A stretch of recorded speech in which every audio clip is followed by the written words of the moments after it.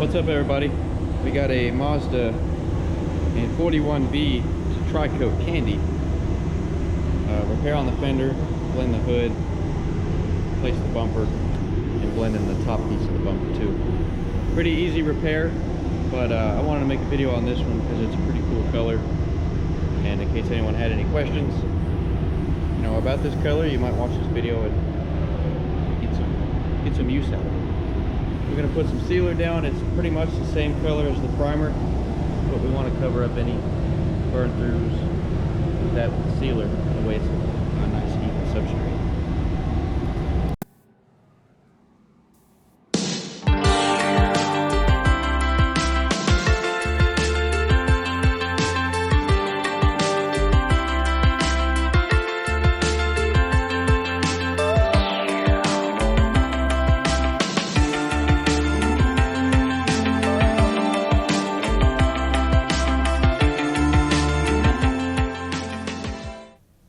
So now that I have the bumper done, I'm ready to seal the repair on the car, and what I want to do is keep this as small as possible. I don't want to fling a bunch of overspray out onto the hood or the very back of the fender, because sealer's heavier than base and it travels further, so I'm just feathering the trigger nice to keep it contained, not putting it on super wet, but I don't want it to be dry. And had a few spots of putty right there, and that's all it needs. That's all the sealer that it's going to take right there. So I'll just grab my aerosol blender and melt the edge in. That way there's a nice smooth transition from sealer to the rest of the substrate there. So there's no fuzzy edge for the base coat to land into and cause any issues. You always want to keep your sealer area nice and small on these jobs where you don't have much blend room, like on this fender. Sealer splashed out. Got our base mixed up. The reason this color is pretty tricky is this base is very coarse. It's kind of a chunky metallic, and then you have to bury that in a candy, so this color can be tricky. So I want to keep my blend as tight as I can right here. I don't want to get my base way out in the middle of the hood. I'm going to carry my candy further over. I want to keep my base nice and tight. Now you can see as this base goes down, it doesn't look like the rest of the car really at all. It looks almost like a copper pink color, like a really milky red. I don't know, it's weird. It doesn't look like the end result is going to be what it is when you see this, but this is just the way the base coat looks. It just has all the metallic and everything in it to give that sparkle effect. But you want to make sure you lay this nice and wet, because if you put it too dry, you're going to have blotchiness, and this color is notorious for that. So you want to make sure it's nice and wet so everything flows out. And once I get to the car, you'll notice I keep this as tight as I possibly can in the blend. I don't go past this body line on the hood, because I want to make sure everything is contained. Moving on to the second coat, the reason you want to keep it contained is because you don't want to go throwing this really coarse metallic out into the center of the hood, because you can get it to blend out. It probably wouldn't be an issue, but you'd have to finesse it a little bit more. And I know right there it looks like a complete different color. It doesn't look even remotely similar, but just bear with it. Trust the process, and once you see the candy go on, you'll really see a difference. But you don't want to be throwing this color way out in the middle of the hood, because then you're going to have to fight with losing that blend. You always want to take it to the next break in the panel or body line, so to speak. So that's why I'm keeping it right there on the hood. I know this is the bumper that I'm showing right now, but on the hood I don't want to get too crazy with it. So there's a reason for that, for keeping it so tight, and it won't affect the color, because there's still another step that has to go down before the clear coat. So we'll finish this out, put another coat on here.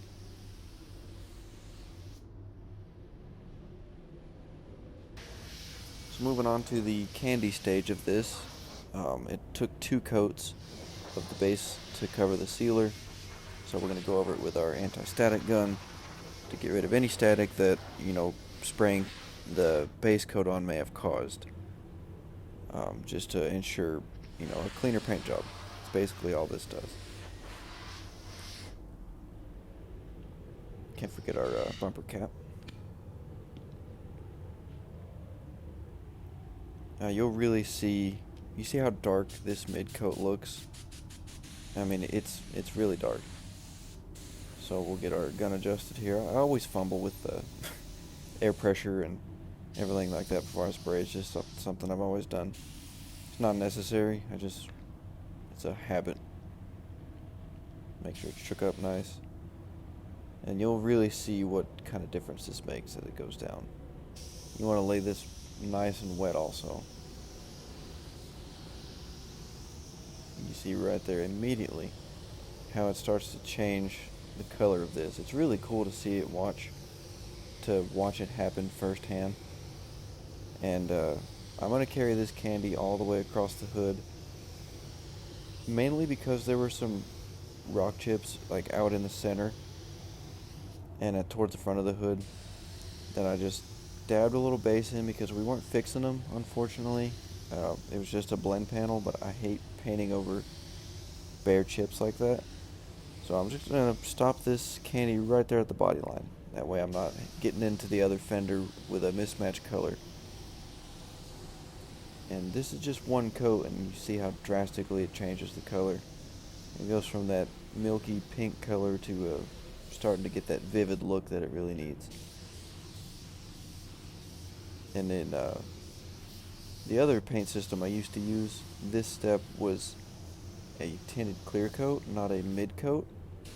So essentially you would put a dye in the clear, put 2 coats of that on to get your vivid color and then a coat over it. But in this paint line you just do the base coat and then mix the candy in essentially a base coat and put it over it and then clear over top. But it's just crazy how different that is.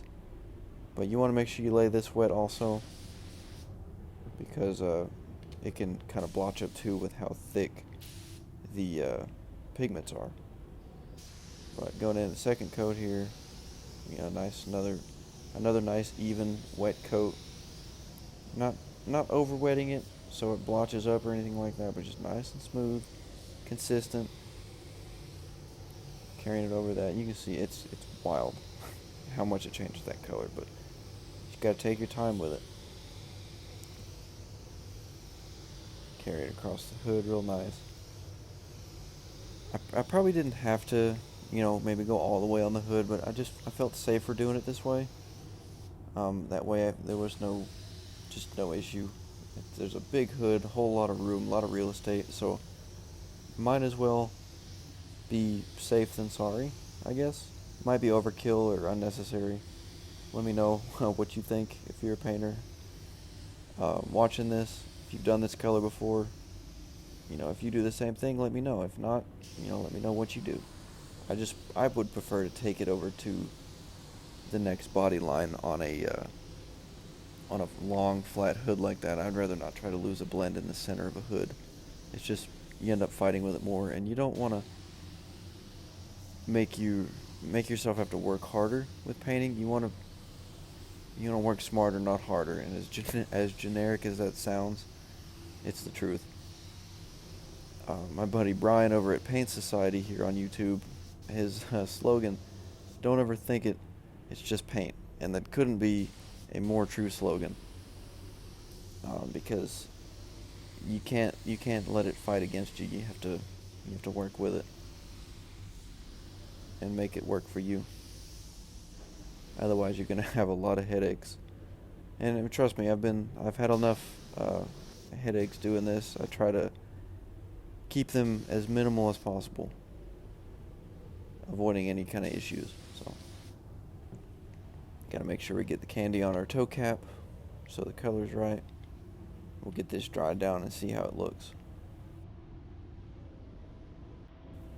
So we're in the booth with the lights off and our sunlight to check coverage and make sure that really coarse, chunky metallic was covered by the candy, and I ended up putting 3 coats of candy on this, and it covered it really well.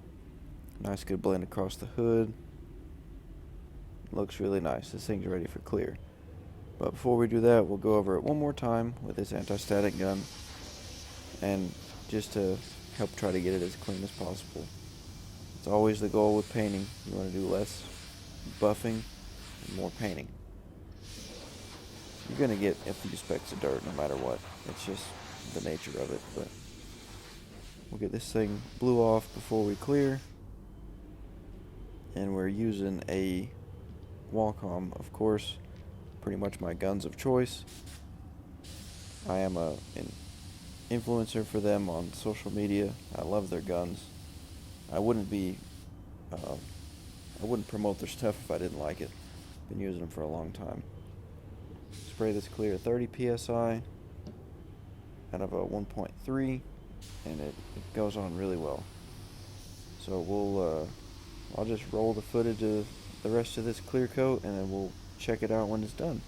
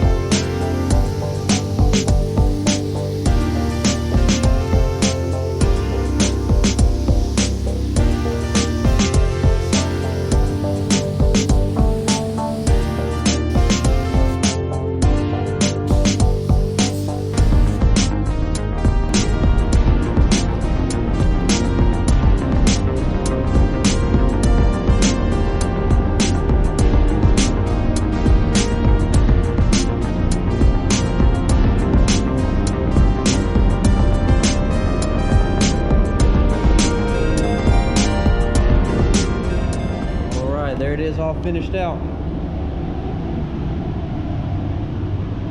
Some rock chips in the hood that I put some base over, and then carried my candy over this far on the hood, just to make it look a little better, because we weren't fixing the rock chips in it, unfortunately. But looks really nice, good and clean, nice and slick.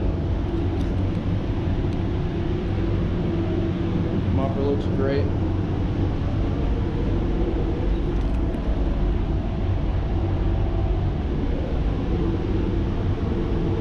Yeah, that's pretty much Mazda 41V. Really nice color. It's always rewarding when it works out. So I appreciate you guys watching. If you enjoy it, leave a like, comment down below, and all that good stuff. And we'll see you on the next video. Peace out.